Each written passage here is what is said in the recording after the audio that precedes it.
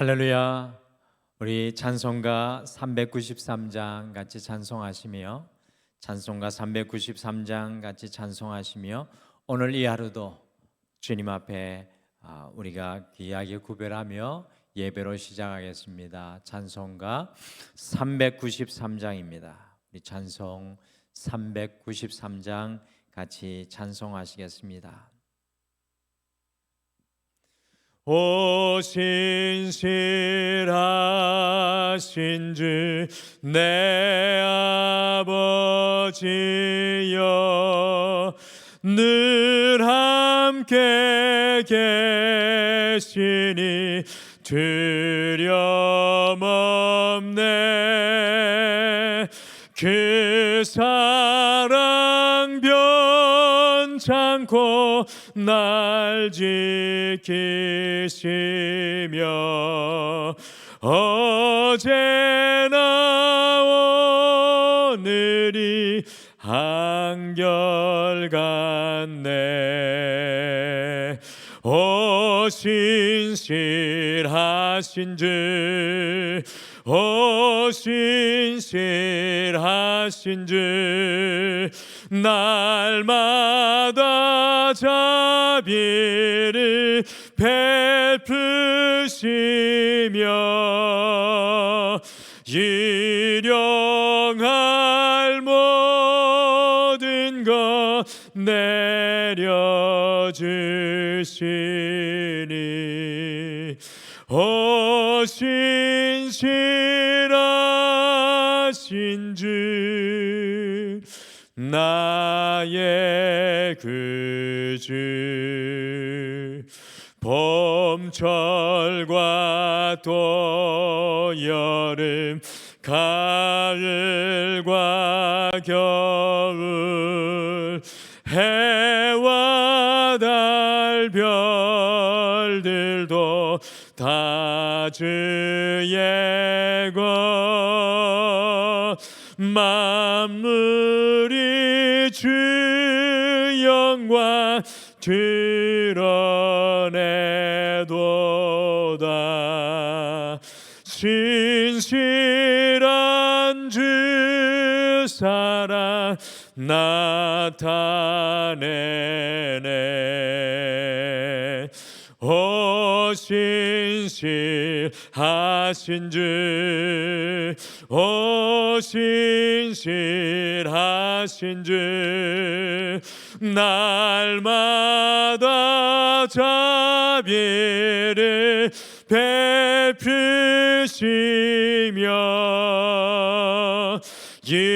일용할 모든 것 내려주시니 오 신실하신 주 나의 구주, 내 죄를 사하여 안위하시고 주 친히 오셔서 인도하네. 오늘의 힘되고 내일의 소망, 주만이 만복을 내리시네. 오 신실하신 주, 오 신실하신 주, 날마다 자비를 베푸시며 일용할 모든 것 내려주시니 오 신실하신 주 나의 그 주. 아멘. 우리 다 같이 기도하시겠습니다.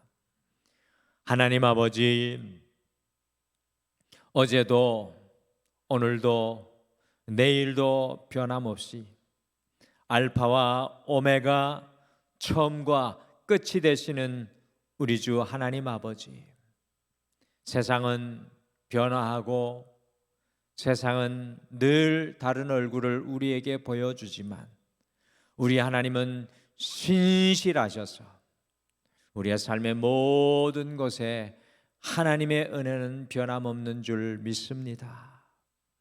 주님, 오늘 그 하나님의 신실함 앞에 엎드리오니 흔들리는 우리의 마음을 잡아주시고 흔들리는 우리의 삶을 요동치 않게 하여 주시고 다시 한 번 더 주님께서 우리에게 세워주신 그 길 위에 설 수 있도록 우리를 붙잡아 주시옵소서.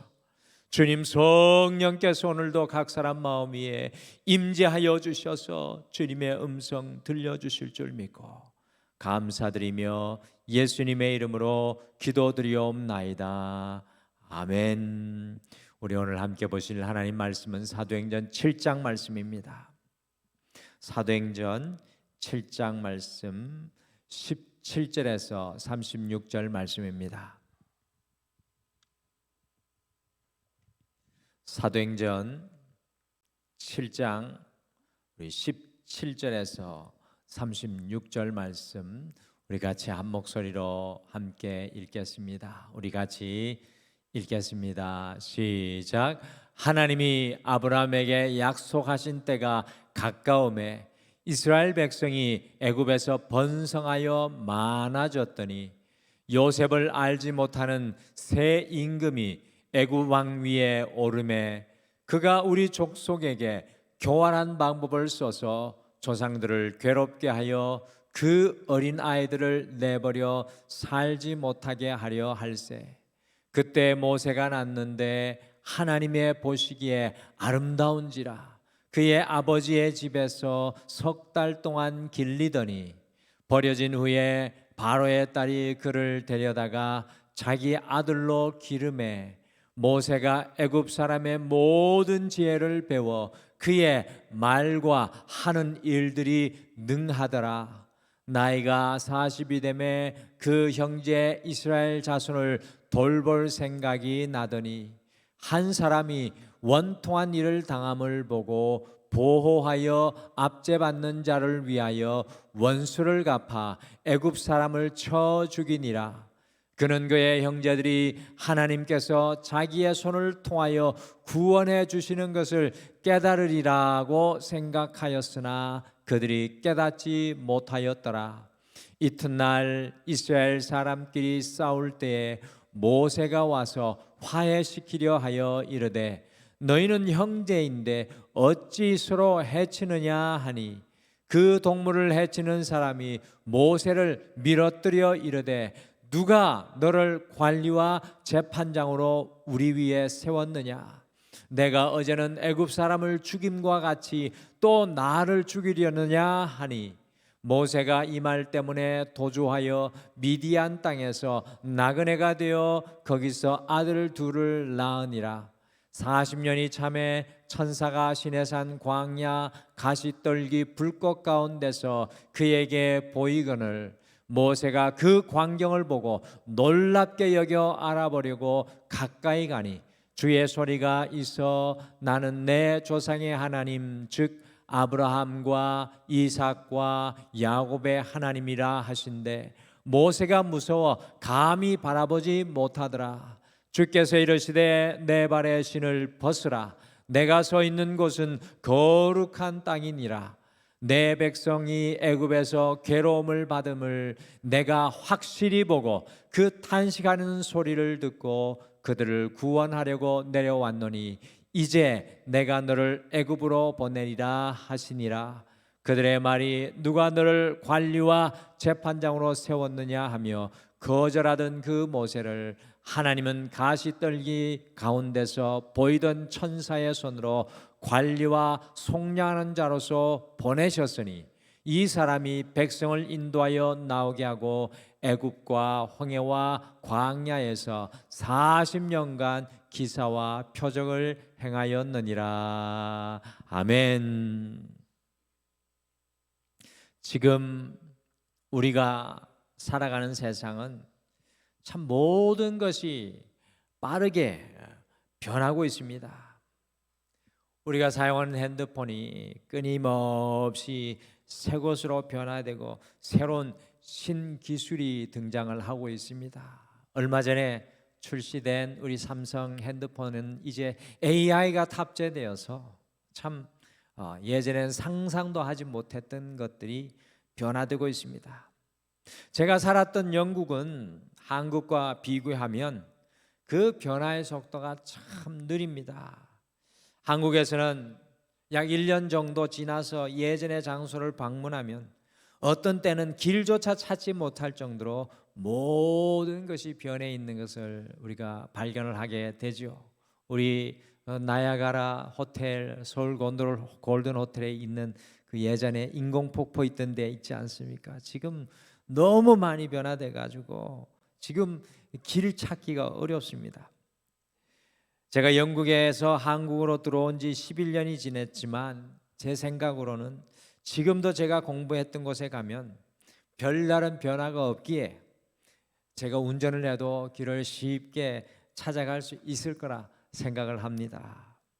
은행 업무나 관공서에도 가보면요, 한국은 참 이 업무들이 빠르게 변합니다. 그래서 가끔 은행에 가면 어떻게 해야 될지 모를 때가 많습니다. 우리 연세 드신 분들은 자꾸 사인해라 그러고 뭐 자꾸 동의해라 그러고 뭐를 동의해야 될지 어려울 때가 많습니다. 나이 든 세대의 분들이 젊은 세대들의 그 변화 속도에 적응하기가 참 힘이 드는 것 같습니다. 가만히 그래서 생각을 해보니까 한국에서의 세대 차이는 변화의 차이와 연관이 깊다라는 것을 깨닫게 됩니다. 그렇기에 반면에 한국에서 이 변하지 않는 것이 진귀하게 그리고 높은 가치를 인정받기도 하는 것 같습니다. 변화되지 않고 잘 보존된 건물이나 물건들이 빠르게 변화되는 세상 속에서 사람의 눈을 사로잡기도 합니다. 우리 교회가 올해 50주년이 됐지 않습니까? 지나다니는 분들이 한 번씩 지나가면서 꼭 우리 교회를 쳐다보는데 저는 그 이유가 참 이 클래식하게 아직도 남아있는 교회의 건물이 우리 교회이기 때문에 그렇지 않는가. 우리 교회 벽돌을 보면 이게 새 벽돌로 지은 게 아니라 재생 벽돌로 지은 건물입니다. 이 건물이 이 서울에서도 몇 개 안 되는 그런 아주 귀한 건물이라고 합니다. 오랜 동안 맛을 지켜온 식당이나 또 기술들이 높이 평가되고 있죠. 이번 주에 우리 성도님들과 이 새벽에 함께 묵상하고 있는 이 사도행전 7장은 초대교회의 7 집사 중에 한 사람이었던 스데반이 이 거짓 정인의 모함을 받아가지고 종교 지도자들 앞에서 끌려가서 사내들인 공회에서 치조를 받는 장면이 오늘 사도행전 7장입니다. 그러던 중에 7장의 설교를 그 사내들인 공회 앞에서 하고 있는데 사도행전 전체에서 이 사도행전 7장의 스데반 집사의 설교가 가장 긴 설교입니다. 사도행전에 설교가 약 5분의 1 정도 나오는데 이 스데반 집사의 설교가 가장 긴 설교입니다. 사도행전 7장 1절에서 53절에 스데반 설교를 여러 번 읽고 우리가 묵상하던 중에 제가 읽고 묵상하던 중에 하나 발견하는 것이 바로 하나님의 신실하심, 변하지 않는 우리 하나님의 신실하심이었습니다. 세상은 변하고 사람도 변하고 변하지 않을 것 같은 사랑으로 맺어진 남편도 아내도 변하고 세대도 지나가고 시대가 달라지고 환경이 변할지라도 절대로 변하지 않는 분이 계신데 그분이 하나님이시고 그 하나님은 신실하신 분이심을 스데반은 설교로 오늘 사도행전 7장에서 우리에게 증거해 주고 있습니다. 그 신실하신 하나님이 이스라엘을 인도하셨다고 스데반은 설교를 통해 고백하고 있습니다. 오늘 이 새벽을 주님과 함께 시작하는 사랑하는 성도 여러분, 세상은 변할지라도 우리를 향한 하나님은 변하지 않습니다. 우리의 마음이 흔들리고 연약할지라도 우리를 붙잡은 하나님의 손은 결코 변하지 않습니다. 그래서 오늘 이 하루를 우리가 시작을 하면서 사도행전 7장 17절에서 36절에 나오는 이 모세에 대한 이 스데반의 설교를 묵상을 하며 신실하신 하나님이라는 제목으로 어떻게 하나님께서 우리에게 신실하신지 함께 우리의 마음에 말씀을 품고 이 하루를 또 힘있게 달려나가시죠. 오늘 말씀해 보니까 신실하신 하나님은 우리를 아름답게 보십니다. 신실하신 하나님은 우리를 아름답게 보십니다. 여러분들 믿으십니까? 같이 사도행전 7장 20절 말씀 같이 읽겠습니다. 시작. 그때 모세가 났는데 하나님 보시기에 아름다운지라 그의 아버지의 집에서 석 달 동안 길리더니. 모세가 태어났을 때 이스라엘 백성들이 어떤 형편에 처해 있었습니까? 여러분들 18절과 19절에 보시면 이스라엘의 국무총리로 큰 공로를 세웠던 요셉을 알지 못하는 애굽의 왕이 세워져 가지고 아주 교활한 방법으로 이스라엘 백성들을 괴롭히고 태어나는 남자 아이들을 죽이던 때가 바로 모세가 태어나던 이스라엘의 역사적인 배경입니다.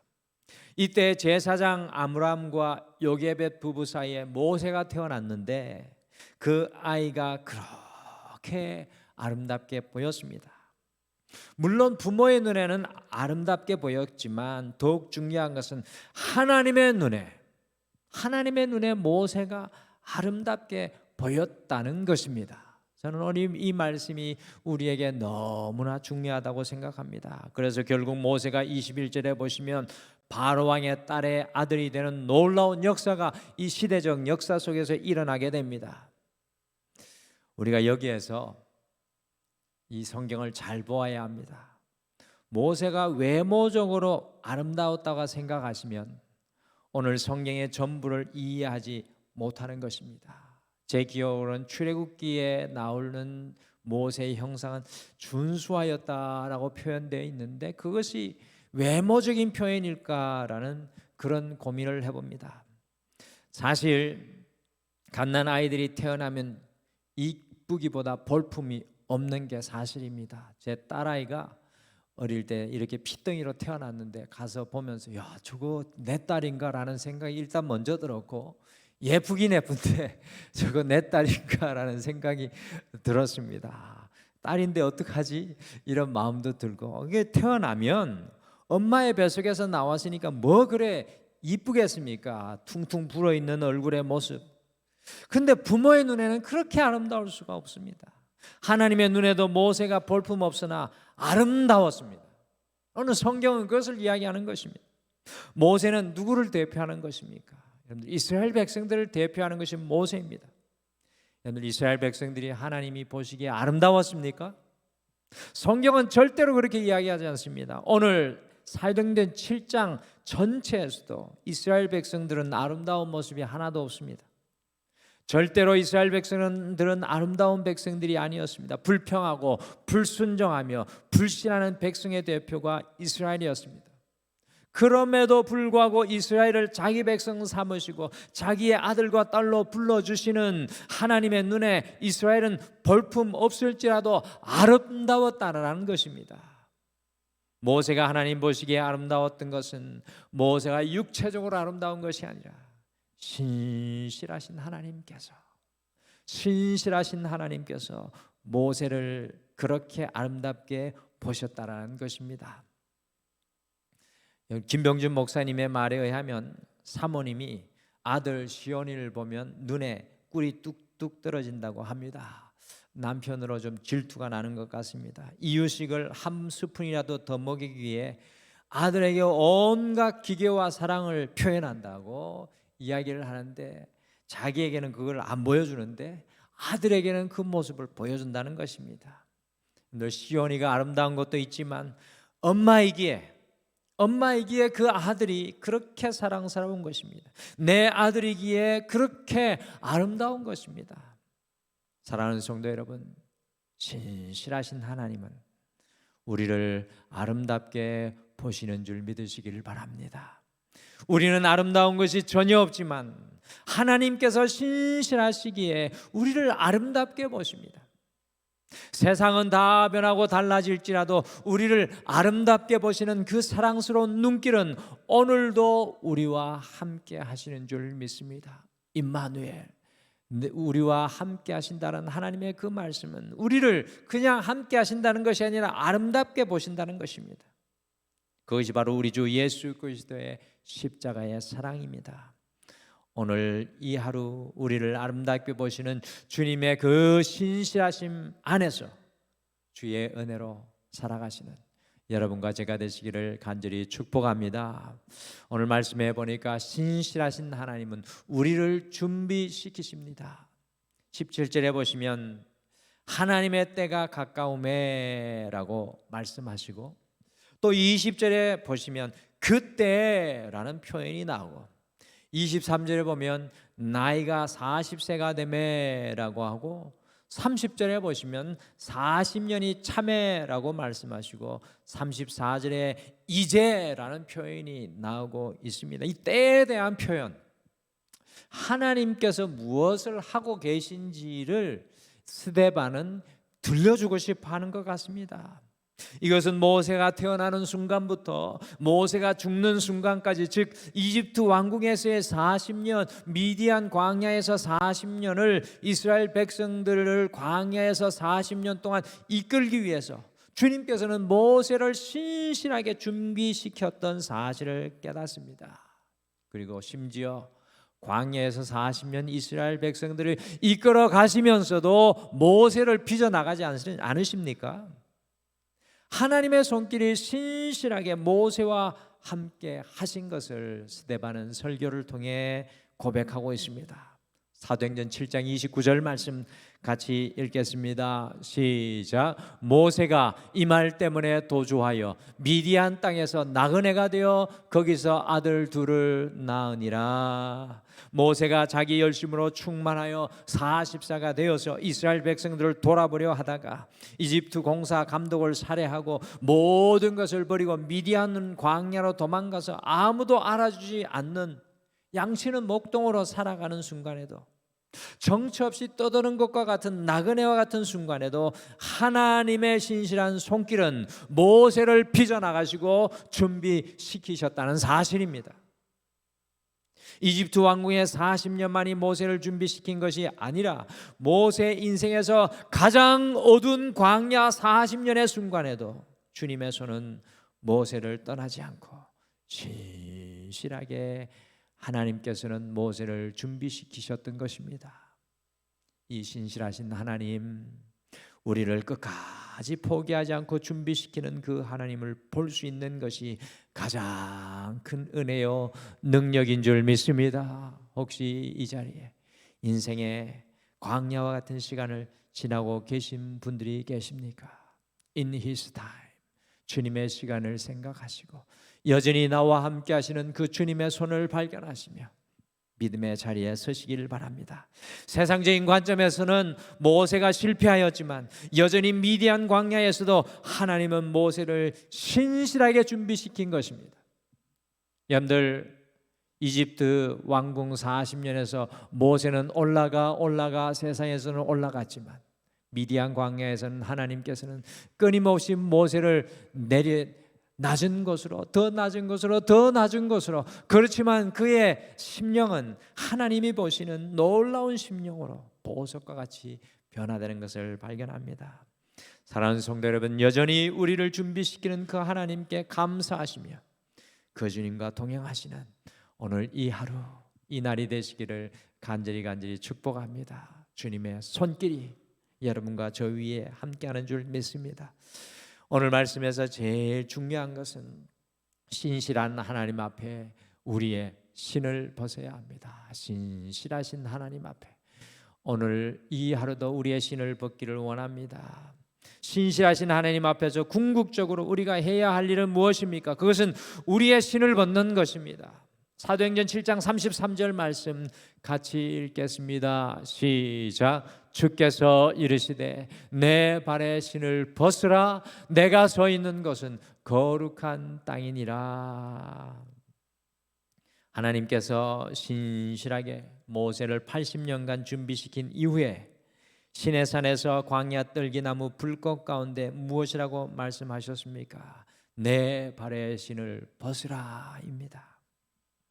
여러분들, 왜 모세에게 신을 벗으라고 말씀하시는 것일까요? 신은, 우리가 신고 있는 신은 한 사람의 인생을 말하는 것입니다. 신은 한 사람이 일평생 걸어온 자신만의 길입니다. 신은 자신의 수단과 방법과 방식입니다. 그런데 신실하신 하나님은 모세에게 그 신발을 벗으라는 것입니다. 벗고 싶지 않죠. 그렇지만 주님께서는 그 신발을 모세에게 벗으라고 하십니다. 너의 신실함이 아니라, 너의 열심이 아니라 나의 신실함으로 이제부터 너를 이끌 것이라고 모세에게 하나님께서 말씀하시는 것입니다. 하나님의 신실함 앞에서는 우리의 길과 수단과 방법과 방식은 벗겨져야 합니다. 여러분들, 우리가 이 새벽에 매일 기도하는 것은 우리의 신을 벗는 시간입니다. 우리의 신이 아니라 하나님께서 신겨주시는 그 신을 신고 오늘도 우리의 삶의 현장으로 돌아가야 합니다. 사랑하는 성도 여러분, 오늘 이 하루를 시작하면서 신실하신 하나님 앞에 우리의 신을 벗기를 간절히 소망합니다. 우리의 신은 벗고 주님께서 신기시는 그 신을 신고 신실하신 주님과 함께 승리하시기를 축복합니다. 내 신은 내가 신고 있는 신을 신으면 길이 보이지 않지만 주님이 신겨주시는 신을 신으면 모세가 그 늙은 80세의 나이에도 모든 사람들에게 쫓기움을 받고 도망하였던 그 이집트의 땅으로 다시 돌아가는 것 아닙니까? 하나님의 신을 신으면 실패의 현장으로 다시 돌아갈 수 있고, 하나님의 신을 신으면 좌절의 현장에도 다시 돌아가 시작할 수 있습니다. 오늘 이 아침에 이 묵상을 품습니다. 우리를 향하신 주님은 신실하십니다. 그리스도인은 우리의 신실함으로 살아가는 사람이 아니라 하나님의 신실함을 고백하며 믿고 살아가는 것입니다. 그래서 우리는 이야기합니다. 하나님의 열심이라고. 오늘 이 하루 신실하신 하나님께서 우리를 아름답게 보신다는 것을 잊지 마시기를 바랍니다. 오늘 이 하루 신실하신 하나님께서 우리를 준비시키고 계심을 인생의 어떤 자리에서도 고백할 수 있게 되기를 바랍니다. 오늘 이 하루 그 신실하신 하나님 앞에 순간순간마다 우리의 신을 벗고 우리가 그렇게 돌아가기 싫어하는 좌절과 실패의 자리에서도 주님과 함께 다시 일어설 수 있는 여러분과 제가 되시기를 축복합니다. 다시 한번 선포합니다. 우리 주님은 신실하십니다. 아멘. 기도하시겠습니다. 하나님 아버지, 감사합니다. 주님을 바라보고 주님을 따라간다고 하면서도 여전히 내 신실함이 주님의 신실함보다 앞서 좌절하고 실망할 때가 많습니다. 세상의 소망은 끊어져서도 하나님의 신실하심이 여전하시면 다윗과 같이 인생의 마지막 절망의 골짜기 속에서도 여호와는 나의 목자시니 내게 부족함이 없으리로다라고 고백할 수 있게 될 줄 믿습니다. 하나님의 신실하심은 우리의 외모와 우리의 겉모습이 아니라 우리를 부르시는 그 하나님의 부르심으로 우리를 아름답게 보시는 줄 믿습니다. 주님, 세상이 우리를 버렸을지라도 우리를 아름답게 보시는 주님으로 우리의 마음이 새 힘을 얻게 하여 주시고 어떠한 자리에서도 우리를 준비시키는 하나님의 손길을 놓지 않게 하여 주시고 특별히 우리의 신은 벗고 주님의 신을 신고 우리의 삶의 자리에서 다시 시작해 하여 주시옵소서. 사랑의 주님, 우리에게 신실하심을 감사합니다.